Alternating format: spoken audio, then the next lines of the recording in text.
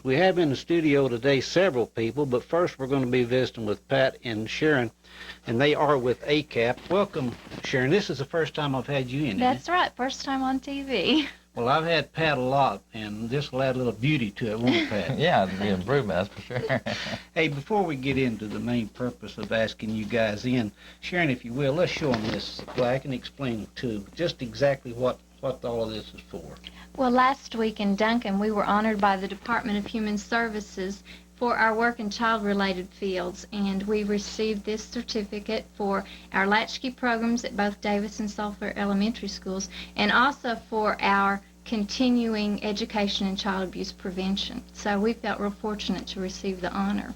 You know, Sharon, you and I and Pat are in agreement that the Arbuckle Child Abuse Prevention Council is probably one of the best in the state, aren't we? We think so. If you will, read that for the folks. It says the State of Oklahoma Department of Human Services presents this certificate of appreciation to Arbuckle Child Abuse Prevention Council for outstanding volunteer service, and it's signed by the Director of Human Services and the Administrator. So it was for our work in 1988. That's wonderful, I'll tell you. Well, I knew you guys was doing great down here, and I think it's a couple years ago, wasn't it, Pat, when you were working real hard on that $7,000 grant? Well, yeah, it was a lot of work and a lot of trouble, actually, but it looks like we may get more this year. We're hopeful. Well, that's what I wanted to ask you now. How, like they were fighting to give that $7,000 to you a few years ago, and now how many dollars do you say we were going to get or trying to get on this grant? The amount we asked for was $22,200. Our district was given $30,000, and there's only one other group in our district that's applying for the grant fund. So we feel pretty sure we might get most of what we've asked for. Well, Sharon, I know Pat had a stack of paperwork that high for that $7,000. How big's your stack for this? Oh, it was about like that, and then making all the copies. We had to have 4 of each, and it was quite a bit of work. But we hope to improve our program some, and of course the work's worth it. Sharon, would there be any way in the world of telling how many hours you spent on the grant? I did keep track. In fact, it was over 60 hours of just actual paperwork. And then plus I've been to several meetings and the time back and forth. So it's time consuming. Yeah, I know that from what Pat was telling a few years ago. Well, guys, we're right in the middle of our Child Abuse Prevention Month. Is that Yes, correct? That's right. Sharon, have you got anything scheduled now? I know we had some balloons and literature passed out at Walmart yesterday. Have you got anything else going on? That's mostly what we're trying to do this month. We will distribute pamphlets, and the newspapers are cooperating with stories. We will have a meeting this month on April 21st, and we'll talk more about it then. Good, okay. Now, we've got somebody going to be with us next Thursday, isn't it, Pat? Isn't Angie going to come in? Right. Okay. Angie is going to be talking about some of the things she's involved with, and we hope to have some publicity, not only with the papers, but also some radio spots, things like that. Good. This month. Pat, you and I were visiting yesterday, and you were going to maybe get some stats for us on Murray County and Oklahoma as far as child abuse and reporting. Can you update us a little bit on that? Well, I did notice that in the Sunday, Oklahoma, there was some, and I apologize for not bringing it with me, but apparently there is more, the incidence of child abuse is probably more prevalent than most people realize. And of course, what this was a survey that basically asked people confidentially, number one, if they were aware of abuse. And I think there's a very high percentage of people that actually knew of instances of abuse that weren't reported. Yeah. So we at least know that there's more going on than is reported. We always encourage people to report. But secondly, there are more victims out there than, many times people are abused, not only physically but also sexually, that never Yeah. told. So it's really not only a growing social problem, but it's a problem that needs to be thought about and addressed, and we as a society need to start getting serious about it, along with other problems that we have in our society, like drugs. Pat, I picked up some of the literature yesterday from Marcia out at Walmart, and one of the publications in there, they were trying to estimate how many youngsters was sexually abused, and they say the boys don't report it or don't tell their parents as much as a young girl would.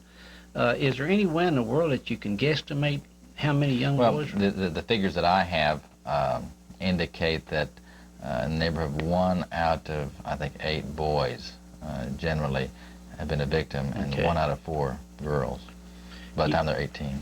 There was another statistic in there about, I think it said 28,000 children between 0 and 18 die each year in the United States, and there was 5,200, I think it was, that they didn't know the exact cause, but they could contribute that to child abuse. Is there any way in the world how you could determine whether those youngsters were abused or not? You know, we obviously can document the number of deaths that occur, and of course many times the certificates show that it was accidental when in fact it was abuse related. The figure in Oklahoma seems like it's been growing, but in the neighborhood of 30 deaths a year we've had directly as a result of documented child abuse. And it's something that is a very difficult and complex problem, but I think that once we have at least more education and awareness of the problem, at least that's the first step in dealing with it. One of the focuses this month or this year is also on verbal abuse, and that's something that's really hard to document too, but they're trying to say that words can hit as hard as a fist. True. And that's something they're trying to get across to parents, some positive interaction with children and all, and that's one of the focuses this year. Well, Sharon, on that same line, on some of these articles I was reading that Marcia gave me yesterday, they say if you see a parent abusing a child verbally, you're supposed to try to intervene to a certain extent. If they do, maybe Pat can answer this better than you, but if a person does intervene, Pat, could they be liable for a lawsuit for interfering with a family dispute or something of that nature? Well, you know, I don't know that they would be subject to any kind of liability. I think that right now, as it respects verbal abuse, it's awfully we really can't, formally charge anybody. We can't formally do anything unless we can show that the child is actually suffering in some way. And I suppose that the only way we can deal with verbal abuse or emotional abuse is by hopefully educating people, and if we can identify those people who are at risk, a child that might be victimized in this way, hopefully social services can do something to help that family.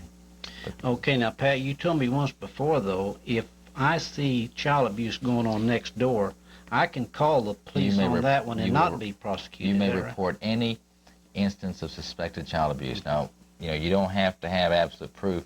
Any suspicions concerning child abuse, you may report, and you will be immune from any civil liability. And people need to know that. In other words, there's no penalty for reporting, provided it's in good faith. But people can report anonymously.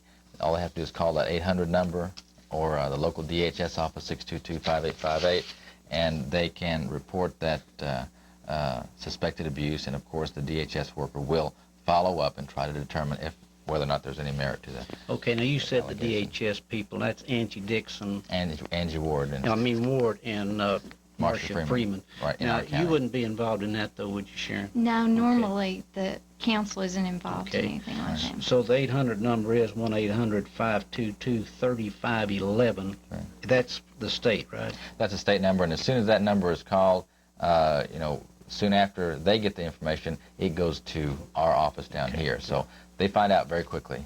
Good. Okay, guys, thank y'all for coming in, and keep up the good work. You bet. Appreciate it. Folks, we got Deborah Sharp in the studio today. We're going to have a Share of the Fun over at Davis tonight about 7 o'clock, and Debbie has agreed to come in and bring us up to date on that, and we'll show you that right after this commercial message. Get your prescriptions filled fast and easy at Larry's Pharmacy, your full-line Health Mart store in Sulphur. Besides prescriptions, Larry's has a full line of Max Factor cosmetics, gifts and souvenirs, greeting cards, Russell Stover candies, hospital supplies with wheelchair, walker, and crutches sales and rentals. Larry's Prescription can fill your every need with name brands or top-quality generics. Larry's Pharmacy, your family's Health Mart store. Time of the year, you can hear them call. An Oklahoma excitement, the waters of Turner Fall.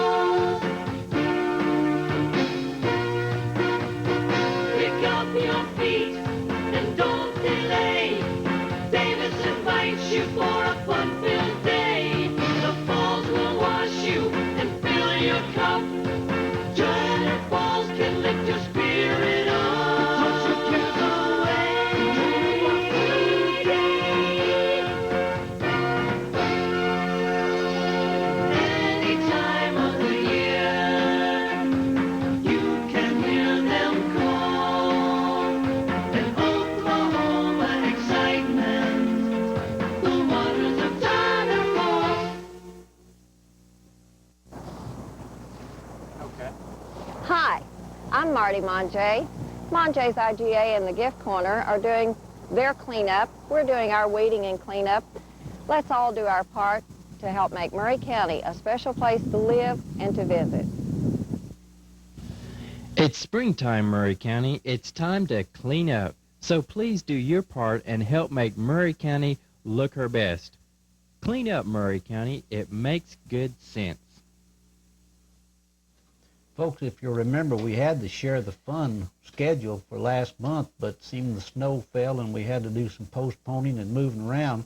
They have got it rescheduled, so we asked Debbie to come in and visit with us about it. It's been hard getting it on, hasn't it, Oh, Debbie? it has. I'll be glad when this evening's over, I'll tell you. We ran into the snow, like you said, and it was just really a bad time. So we had to put it off and build it around the school schedule then, so that put it a little bit later. So it is this evening. And you had it scheduled one again, and you conflicted with something, so Right, y'all right. juggled your schedule The school again? was involved in a lot of testing and Yeah. things that was taking a lot of our children. So we just put it off until it was convenient for Okay. everybody. Debbie, just a guess. Now, how many youngsters will be involved in this Share the Fun? Oh, I don't know. I know we have like 20 junior acts, and there may be as many as 20 or 25 kids in one of those acts. And then we have like 13 senior acts. So we're going to have a full house full of kids tonight. But it's a good thing Yeah, for them. They yeah. love to do Oh, it. God. Yeah, is this countywide? Oh, yeah, this is the countywide Share the Fun. So we'll have an act from Joy School. We have some from Sulphur here in Davis as well as Darty. So we have everybody involved. Can you give us a little hint of some of the things they're going to be doing? Oh, well, when I left the office, Beverly was busy getting the program ready, and it looks like we have some musical acts, we have some dancing, we have some singing, we have some little group skits, something about a bunch of ghosts, and so it's going to be fun. And those kids, that's a big deal, and they love to get up on that stage and I that bet light they and do. show off. I think you probably want to say something about Mrs. Jameson, wouldn't you? Oh, yeah, I do. Debbie? Dorothy Jameson has basically been scheduling everything for us there at the Davis School, which is, by the way, we're in the auditorium this evening at 7 at Davis. And she has everything organized, has someone lined up for us to do the lights and the cameras. All we have to do basically is show up, and it'll be Davis's show, because they kind of keep us organized and straight and everything ready. Dorothy's been a 4-H leader for a long time, and it looks like she's going to be retiring this year. Yeah. And we're getting very sad and very worried. So we're going to be knocking on some doors in Davis looking for some parents to help us with the 4-H program there. Dorothy is an organizer. I know you guys are going to miss her. In fact, everybody over there is. When I was talking to Dorothy, though, Deborah, you wasn't for sure whether it's going to charge or not. Have you decided Yeah, that we now? decided we will. We're going to charge 50 cents for every person in the family that's going to be coming to share the fun, and the children that are in the act, the 4-Hers themselves, will get in free. Okay. But we can use this money then, BJ, just to kind of help pay for the trophies and the Sure. ribbons and things that are involved with the evening. Good. Now, it'll be 7 o'clock tonight. Right. High school auditorium. Auditorium. Okay, so Davis. people need to come through that west door over there, don't they? That's right. Okay, That's good. right. And what time do you think it'll be through? Do you have any Well, idea? we plan to really have it organized. We met yesterday with the 4-H county officers, and they all are in charge and know what to do. So we're going to start right at 7 and hopefully get out of there by 9 at the latest. We have 4 judges coming, so we'll have the all the acts continuously flowing. The junior acts will all be together. The 2 judges will leave the room and start tabulating those while the seniors continue. That way, hopefully, we can be out of there by 9 o'clock or so, and kids can get home in bed Good. tomorrow's good. school. Yeah, okay. Debbie, thank you a bunch. You're I know this welcome. was a short notice, but we appreciate Hey, you we and all just you're hope doing. everybody comes tonight and supports the 4-H program here in Murray County. I'm with you. Thank you, You Deb. bet. Folks, we did have the Canadian Indians here in Sulphur all day today and yesterday. In fact, we asked Lona Berrick to come in and talk to us just a little bit about their visit. She did, and we'll show you that right after this commercial message. Canadian? You want a job? Sure, I got a job. Want to know why? Famous grilled chicken breast sandwich. Gonna be the biggest thing since the cheeseburger, they tell me. I got a brother-in-law makes $1 million selling fried chicken. That's not good enough for Hardee's. No, sir. We gotta grill it. So why bother? Because the customer will go someplace else. That's why I bother. You know what that's called? Common sense? Democracy. This is America. I'm the boss, and that's a grilled chicken sandwich. You're hired, kid. OG&E, we send you electric power every week, day and hour. OG&E sends you the power, it's true. And at OG&E, your electric company, we have power-saving programs just for you. OG&E, OG&E. be your electric company. Hi, I'm Phil Key with Sulphur Community Bank. Let's get out our brooms and shovel and let's dig in and clean up Murray County and Sulphur. Thank you. It's time to clean up Murray County. It's time to get out in your neighborhood or around your business and spruce up. Painting, landscaping, or just plain fixing up can make a world of difference. So clean up Murray County. It makes good sense. Folks, we did have about 30 Indian folks from Canadian country up north, way up north, down visiting here in Oklahoma. They were at Tulsa. They went through Ada, and then they were here yesterday and left today. And then they were going from here back to Oklahoma City, and they're studying our economic development in the Indian nations here in the state of Oklahoma. They was recommended to them by Dave Baldwin. If you remember, we had Dave in not too long ago. He's with the Oklahoma Indian Business Development Center in Tulsa. But we asked Lona to come in and bring us up to date on all of the activities they've been doing with that group. She gives a real good interview, so let's watch part of that now. Lona Barrick, let me welcome you back to Thank Channel 7. you. It seems like it's been 2 or 3 years since I got to visit. Well, I you. know. It hasn't been that long, It has hasn't been that long, but it has. But it seems like it, doesn't it? Now, before we get into the purpose we invited you in today, you are looking for another assistant then? Yes. Uh-huh. Okay. Phyllis Smith had worked with me last year as our tour developer, and last fall we had to furlough some people, and Phyllis was one of those that it's a seasonal type of thing. And we furloughed her, and in the meantime, she found another job, so closer to home. And her daughter is like a junior or senior in high school, and so that made it easier on them. So I'll be interviewing next week, and we'll be finding another person to fill her place. This position will be a kind of a combination office. It's an administrative assistant is what I'm calling it, but it will be a combination, kind of a tour developer and office help. In other words, they'll kind of be your assistant. They will be assisting me, and they will also be assisting Donna Belfi, the assistant manager. So it's like lots of clerical skills necessary and some bookkeeping, but also some sales experience and then helping me with some of the brochures. And do they like need that. to get an application from the Chickasaw Yes. Motor Inn and fill it out and then turn it back in? Yes, Okay. yes, and I won't be interviewing until next week, and we will call people for interviews. Okay.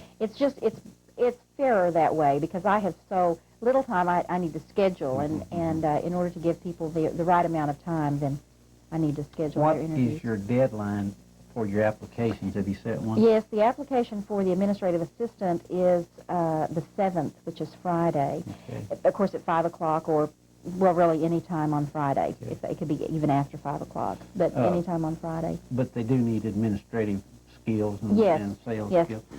Can you tell us what the base salary would be for that? Well, it's really negotiable. It really depends on, experience and all of that. So, and then I also have an opening for a maintenance person. And, of course, we're gearing into the summer. And I need a person who really has more of a professional aspect. I'm really not looking for a handyman or a handy person, I guess, handy staff. I'm looking for a person who has some supervisory skills as well. But now that deadline is the 10th. Of April, 10th of April, and once again, they just need to come in, fill out an application, leave the application, and a resume if they have it, and then I'll be scheduling interviews after that. So. Well, I'm glad we could get that in because there might be some folks here in Murray County that'd like to take advantage of either one of those positions. That'd be great. Lon, it seemed like that we should be very proud of the fact that Sulphur and the Chickasaw Indian Nation was picked by this Canadian group to come and visit us. They didn't make too many stops, did they? No, they made 3 stops, and this, of course, are the Canadian Indians, the West Regional Tribal Council of Manitoba, Canada. And there was a delegation of 30 Indians who were on a fact-finding trip to Oklahoma. And they spoke with the Creek Nation, the Sac and Fox, and the Chickasaw Nation. The way this came about is they contacted Canada is going through a process of rewriting a little bit their constitution. They have what they call expatriated themselves from Great Britain. And that happened, I guess, about 2 or 3 years ago. And in the Constitution itself, it says that Aboriginal rights and people will be recognized. Aboriginal are those persons of Indian descent. That's just the word they use. And then another line in there says something about that the Constitution or the federal government of Canada will recognize self-determination rights of Indians. Well, that's how we got to be a sovereign nation. That's how most of the Indian tribes got to be sovereign nations, is through this act of self-determination, which was signed by Richard Nixon back in 1972, I think, or 73. So the Canadians, they hired a policy advisor who's going to be putting together a policy paper they will present to the federal government of Canada. They hired a policy advisor. They called Washington, D.C., the Department of Commerce, and some other places. From there, they called David Baldwin, who some of us might remember with Oklahoma Indian Business Development Center. And David Baldwin they said, we need to talk with some Indian tribes who have been through this. And David said, I know just the people. So David said, you need to talk to the Creeks and the Sac and Fox and the Chickasaws. Each of those tribes chosen because of their progressive attitude, economic development, and and reputation. So we felt very fortunate, because this is a history-making event. I mean, they are just writing the policy for their own self-determination. One thing that we might emphasize just a little bit, when we're talking about Canadian Indians, we're talking about a lot of folks, aren't we? Yes, I was talking with Dennis McPhee, who is the policy advisor, and he said that there were like 600 bands of Indians in Canada. Is that like a tribe is here? I think it's smaller than a tribe, but he said they called it bands or tribes, but when we think of a tribe, we think of the 23,000 Chickasaws or the 96,000 Cherokees. And I think what they might have is they might have a group, and within that large group, they have all these different bands. And so that's the way I understand it. But there are hundreds of thousands of Canadian Indians. That's what I want to get across. And I think there are more there than in the United States, from the way they were talking.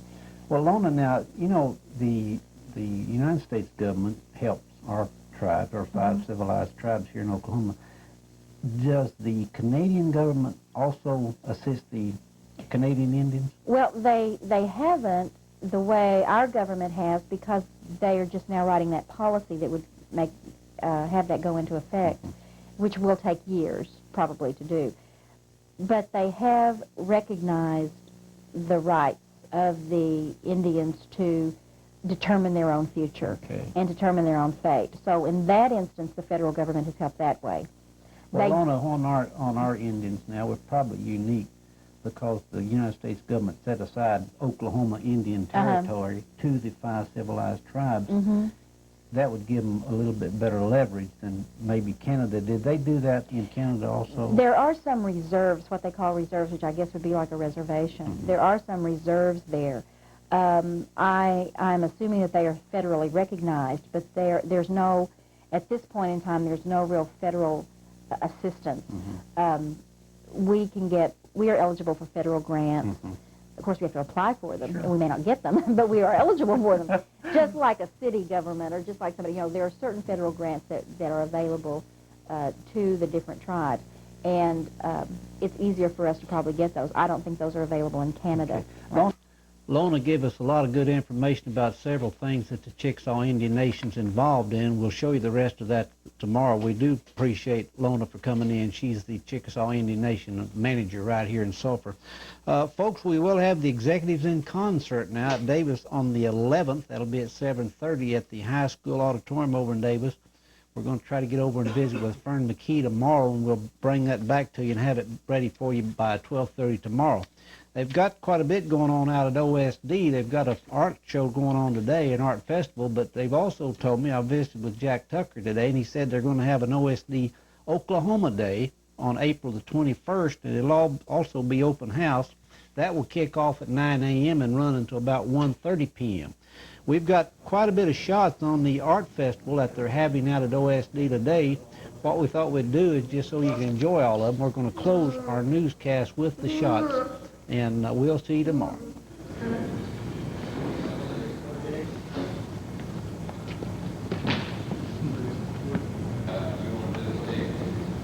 You want to back in, Drew? Oh, sure, nice guy.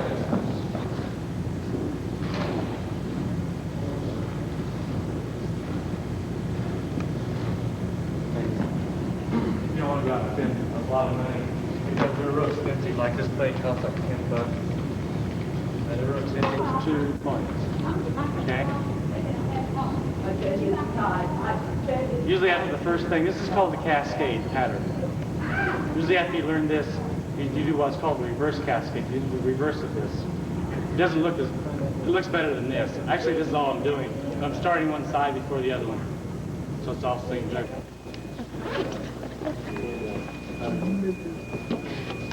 I'll call you and give you the details and everything. Okay.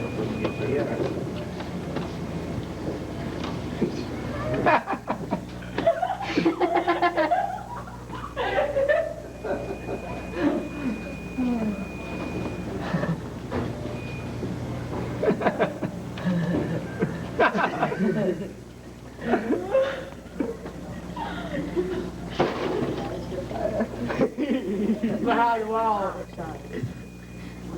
Oh.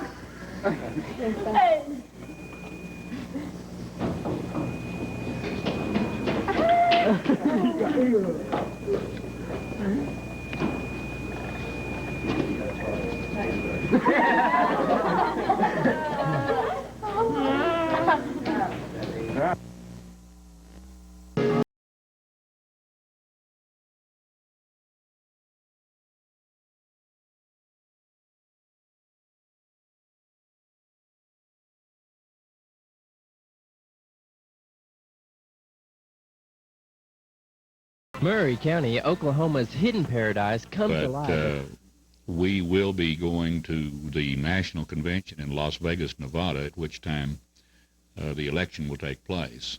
Those who are supposed to know tell me that I'm a front runner for the position, and like I say, it's a tremendous honor. Yeah, that's nationwide now, isn't it? That's for the nation. It's a national chaplain, and it requires my attendance at the national convention, state convention, and a time or two in Washington, D.C. for some things that happen there. So it's going to give me an opportunity to grow and mature, and an opportunity to have a voice in some legislation concerning the Veterans Affairs, and I'm kind of excited about it. Well, we're proud of you. Oh, there's a lot of folks here in Murray County that keeps asking me about you and your devotional and what have you, and you need to say hi to them or they'll be on me again. Hi, folks. I tell you what, I miss you guys. Ida Bell's nice, and we're enjoying Ida Bell and all that, and we've moved around for 40 years in the Methodist ministry, and we always meet new friends and new places, but I've got to say that Sulphur is a very special place, and you've got a warm place in our hearts, and we miss you, but we're carrying on the work there, and the work's being carried on here in a fine way. I hear good reports from here, and I read the papers. I still get the local newspaper. I still subscribe to that, and I read with interest everything that's going on. Good. Well, listen, anytime you're back in town, you drop by, okay? We'll do that, and y'all get down around Ida Bell. Come see us. Okay, thank you. Folks, we also got a real good interview with Bob Green today. As you know, he's got the rock and roll coming up, and they've got several other things going on that we wanted to visit with Bob about. We've got that, and we'd like to show it to you right now. We're in the office of Bob Green today. Mr. Green is the principal of the Sulphur High School system right here. We're going to visit with Bob about several things this morning. Mr. Green, we'd like to... wait a minute, Neil, this is not Mr. Green. Let me see if I can find him. Folks, we're in Bob Green's office this morning. He is the principal of the Sulphur High School. Bob, I was interviewing the wrong individual a while ago. I'm going to have to start watching a little bit more closely when I come into your office. Right. Bob, we got several things going on here at the Sulphur Schools that we need to visit about. And first and foremost, let's talk about the rock and roll we're having tonight. Okay. I understand that's going to be quite an event. Quite a show. They've got several top acts lined up, and the doors are going to open at 6:30. The show's going to start at 7, and they're going to have about an hour and a half to 2 hours of good music and a lot of fun. That's great. Now, Bob, you have any idea how many youngsters are going to be involved in this rock and roll? Well, I believe there's about 15 acts, and usually there's about 3 or 4 to an act, so I'd say 50, 60 kids. Plus, there's a lot behind the scenes doing work and helping their friends get their acts ready, so a lot of preparation, a lot of work going into this. Kids have been working after school all week on their performance and also on drawing their signs and doing their artwork, and so they put a lot of effort into it. They've been working late at night, haven't they? Late at trying to night, get all this right. ready. Bob, probably the people behind the scenes don't get as much recognition as maybe they should. You know, nearly anything you do like this, you got to have a lot of people. A lot of people. Behind the curtains, and we should give them a special thanks. Bob, is it going to start, the performance will be starting at 7, but 7 the o'clock. doors will open at 6:30. Doors will open at 6:30. They must have a ticket. There will be no tickets sold at the door.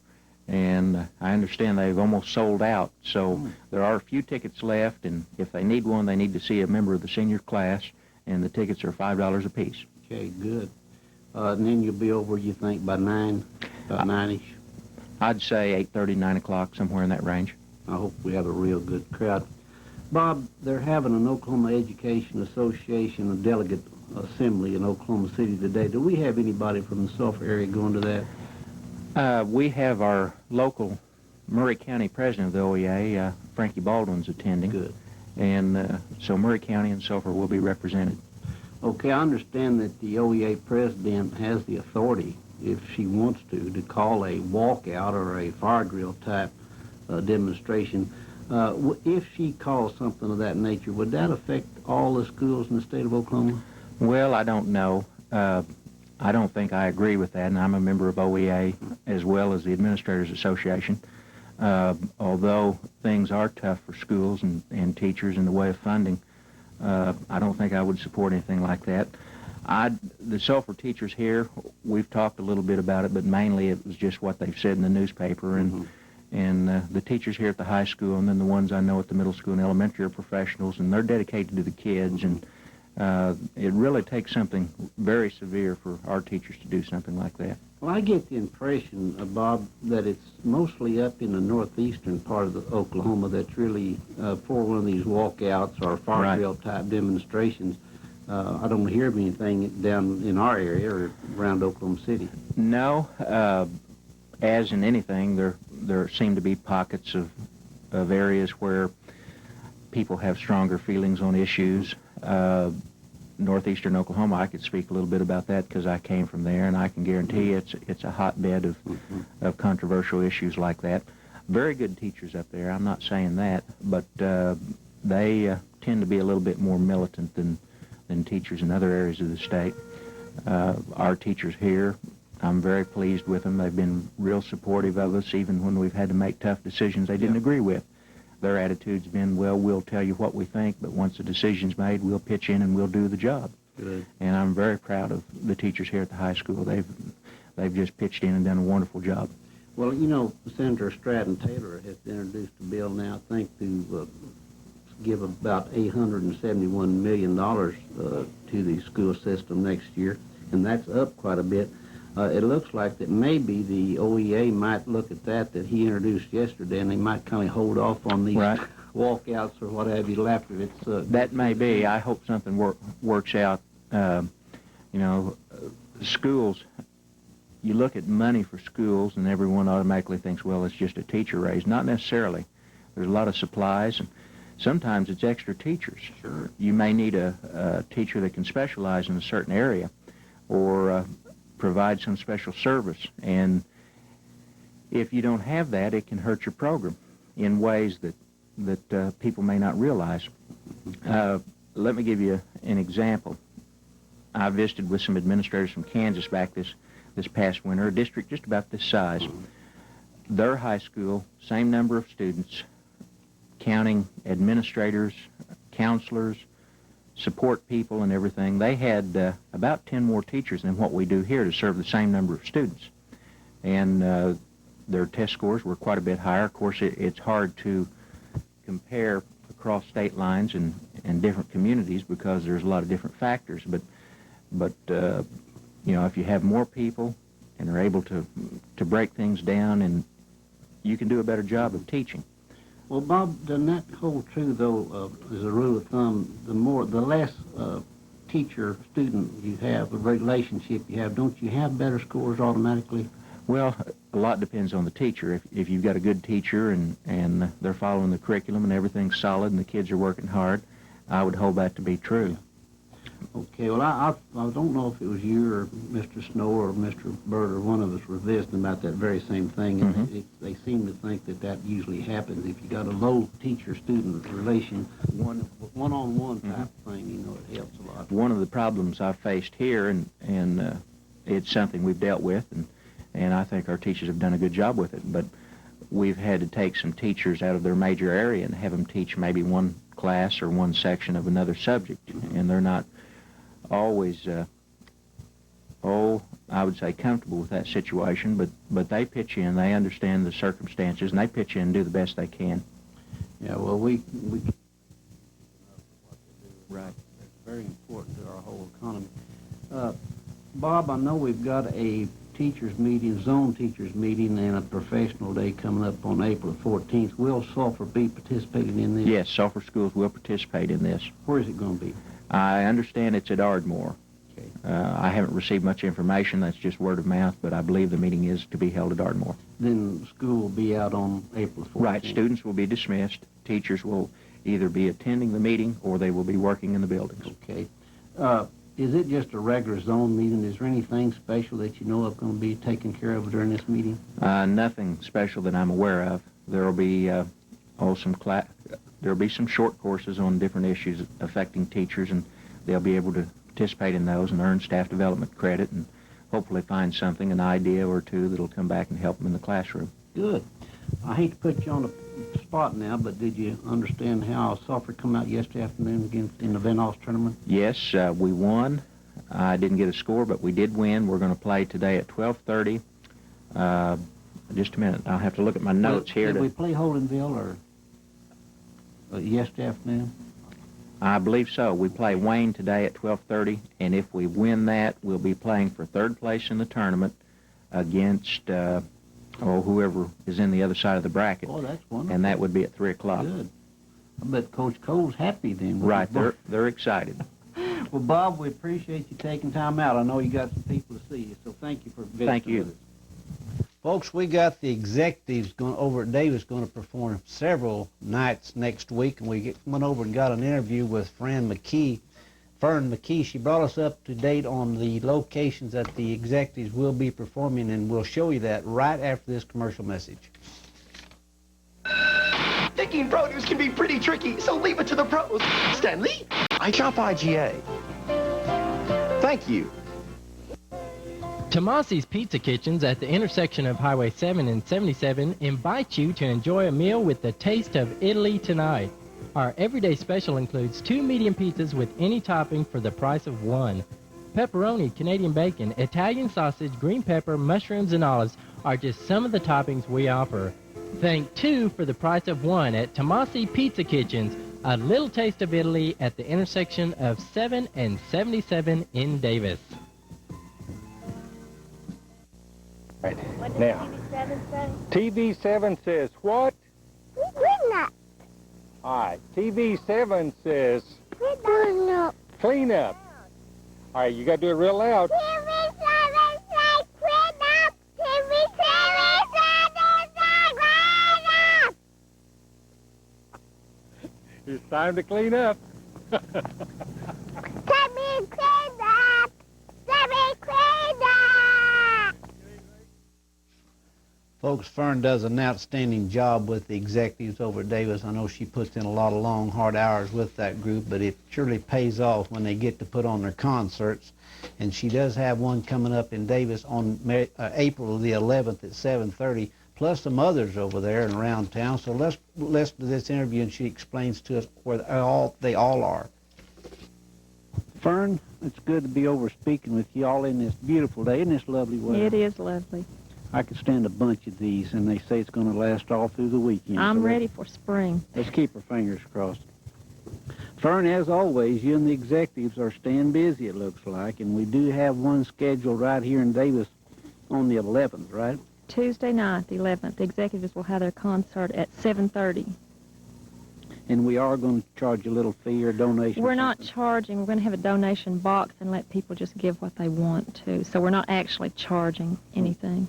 Well, that'll help on some of your expenses that the youngsters have. And I know you incur expenses the way y'all travel around. So how much is it going to be now? Just anything? Anything that they want to give. Anything, okay. Fern, could you give us some kind of idea what the program will consist of now on the 11th? Well, we're going to have a variety of music. We like the 50s and the 60s music. And we're going to have a little bit of 40s, pop, and some religious things. And how long will the entire program last? It probably will be about an hour and a half. Okay. Because we have several soloists that usually sing too. Fern, do y'all have, when you schedule one of these here in Davis, do y'all usually have a lot of people from out of town come, some of your alumni and some of these students that's been here before? Well, we do, if we have it on a weekend. Now, with it being on Tuesday, I don't know. But usually a lot of the oldies, I call them, will come back. Oh, that's wonderful. Well, now, this is the 11th, and I understand you're going to be on the road for a few days also. Can you kind of give us your agenda of where you're going to be traveling to? Well, on the 12th, we're supposed to be at Sulphur at 10:30 in the morning, and then we're going to Marlow on the 13th, and we're going to Lexington on the 14th. Is that about normal? Do y'all usually travel that much, Fern? Well, it usually isn't all in 1 week like that. What is the farthest that you and the executives have been? We went to Sentinel one year because we sang for a church there and then for their school, too. Okay. That's pretty far. Yeah. It took a long time on the bus. You know, you got a great bunch of guys, though, that's in the executives. They seem to be really enthused about their programs, and they really work hard. I'm really proud of them. They are a good group of kids. How many you've got, Frank? There are 16, 8 boys and 8 girls. That's good. Now, you say you're going to be over at Sulphur at 10:30 in the morning. Mm-hmm. That'll just be for the high school, or is it I general guess public? it's for the high school. Well, anyone can come that wants to. I guess they'll have to check through their school. Okay, I with imagine. Mr. But it's Green. for the high school. Okay, now, are you going to have that donation box at the high school also? No, we don't take them to other schools. Good. We That's don't wonderful. charge fees at other schools. Okay. Well, Fern, we appreciate you, and I know you guys do a lot of hard work that we don't see behind the scenes, so we appreciate you and all you're doing. Well, thank you. Thank you. Fern McKee now, folks, and they will be at Davis at 7:30. They will be at the Davis High School Auditorium. That'll be on the 11th, and then they will be over here in Sulphur at 10:30 on the 12th, so maybe you can catch one of those performances. Folks, we also, while we were in Davis this morning, got to talk to our new council person over there, Ron Reisner has been elected now to Ward 2. We got a real nice visit with Ron, and we'll bring you that right after this commercial message. Get your prescriptions filled fast and easy at Larry's Pharmacy, your full-line Health Mart store in Sulphur. Besides prescriptions, Larry's Generics. Larry's Pharmacy, your family's Health Mart store. Hi, I'm Helen Weber, the president of the Davis Chamber of Commerce. Let's start a cleanup here in Davis, Oklahoma. Let's clean up Murray County. Let's stoop over and pick up papers wherever we see them. And by the way, if you need a broom to do this cleanup, these came from the Davis Broom Factory right here in Davis, Oklahoma.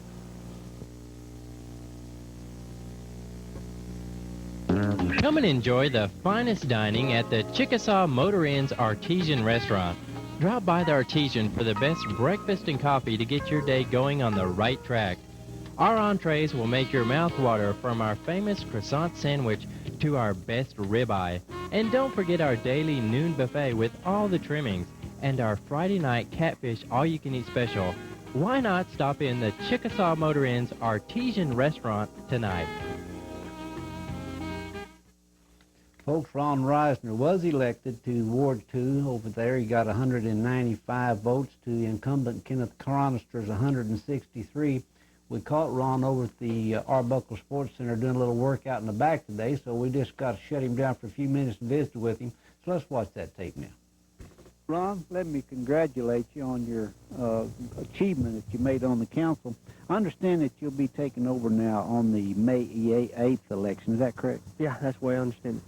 Okay, Ron, if you will, people here in Murray County probably know you anyway, but let's give them a little background. Didn't you just grow up right here in Davis? Yeah, I've been here all my life. I sure have. Went to school here? Yeah. You married and got some bunch of children? No, I'm still single. Okay. Well, the ladies will be happy to hear that. Well, I guess I don't know about that. Do you have anything that you'd like to try to accomplish after you get your feet on the ground, Ron, and get going? Anything you'd like to see happen? Well, I just like to, you know, I just don't really feel like the city has been run proper in the past few years, and I think the people have figured it out in the last few years. And, you know, the economy's a lot tougher right now than what it has been in the last few years, and I just think our town is ready for some new changes. A little aggressiveness then, okay. New ideas. Well, like I say, you will be taking over on the 8th then, and then your term will be for 2 years? 4 years. 4 years, okay. All righty. Well, we do congratulate you. Now, while we've got you on here, Ron, I know y'all are doing some construction in the back of the Arbuckle Sports Center here. Can you bring us up to date on what you guys are doing? Well, right now we're building us a new test tank to run our boats in, and it's going to be about 12 feet wide and about 28 feet long. And that way, after we repair our boats, we can back them into our running tank and test run them and make sure that they're running okay. Well, Ron, now you say you've got another test tank here, but it's smaller than this one. Yeah, it's quite a bit smaller. It's just a little over 8 feet wide, and we built it roughly about 20 years ago, and boats wasn't near as wide then as what they are now. And so we're just having to make it larger to adapt for the bigger boats. You have, right off the top of your head, how many people y'all employ here? Right now we've got 7. 7 folks. Yeah, I had to think there for a little Yeah, bit. now, during the summer, do you have to beef up your staff a little? We will add probably one more person, but we usually try to keep the same number on through the winter months as what we do in the summer. Well, Ron, we got so many different types of motors anymore. I know we got Evan Roop and Mercury and a lot of different ones. Do y'all have mechanics that are qualified on any type of motor? We sure do. We've got Jim Sailors, which came to work for us about 3 years ago and moved here from Montana, and he's a certified master mechanic. And then my brother Don, he's also certified, and myself. So we just hired a new man, Kenneth Malone, and he's just under the training stages, but he's going to really work out to be a good help for us. Good. Okay, now, when will this tank be ready, you think, for use? We're planning on pouring concrete today and hopefully Tuesday. Good, great. Well, now, I noticed you've got a lot of new boats in, looks like. Have y'all got geared up yet for the summer months? Yeah, it hit us about 4 weeks ago, 4 or 5 weeks ago, and it's just fixing to get underway, and as soon as the sun starts shining a little bit more and gets a little warmer weather, I think everybody will be out in full force. I bet you're right, and I hope this sun just stays out for a little bit. It's about time. Yeah. Well, Ron, congratulations on your election returns, and we appreciate you giving us a few minutes of your time. Oh, you're sure welcome. Thank you. You bet. Folks, we had a council meeting right here in Sulphur last night. It was a special council meeting with one item on it, and that was to discuss all the applications that we have for the city manager and possible action. They've got some 19 applications. They went over quite a few of them, but they've got another council meeting coming up Monday night, so they're going to go ahead and try to complete the rest of them on Monday night. We've got quite a few things on the agenda. I'll go through them real briefly here. They're going to talk about closing some streets for Sulphur Days, and then they're going to take some action on the industrial park we got out northwest of town. They're going to discuss an air conditioner for the nutrition center, also the leasing of the property at Veterans Lake, and also use of the van to transport some senior citizens to Durant. And they're going to discuss the storm drain on West 14th. We've also got the city manager back on the agenda, and they will discuss that further. And then on the SMA meeting, we're going to have a discussion on possible action of a water tower on West 13th Street. That'll all take place right here Monday afternoon at 6 o'clock at the library. The City of Davis had their Chamber of Commerce meeting yesterday. Some exciting things come out of that. They have got their day set for their Heritage Days now, and that is in conjunction with the 100th anniversary celebration. It will be on May the 12th and 13th. They're going to have some free barbecue. Also, they've got T-shirts ordered now that'll be sold during that activity with the lettering on the front. They also had Nick Swacky with Cablevision was there last night, and Nick told them that we do have our emergency alarm system in now. It's installed, and we're going to be trying to test that next Thursday. We'll keep you informed on that. If everything works out, we will be testing our brand new emergency alarm system next Thursday right here on Cablevision. But if we run into any snags, we'll let you know. But right now, we're going to go ahead and try to do that. Also, the Carmen Cablevision donated $1,500 to Davis to be used for the Heritage Days over there. And I know the Davis people appreciate that. We visited with some just a little bit ago, and they are very appreciative of that. And I might remind you now, folks, that tomorrow is going to be cleanup right here in Murray County. We've got all the civic clubs involved in cleaning up on the highways leading into Sulphur Davis.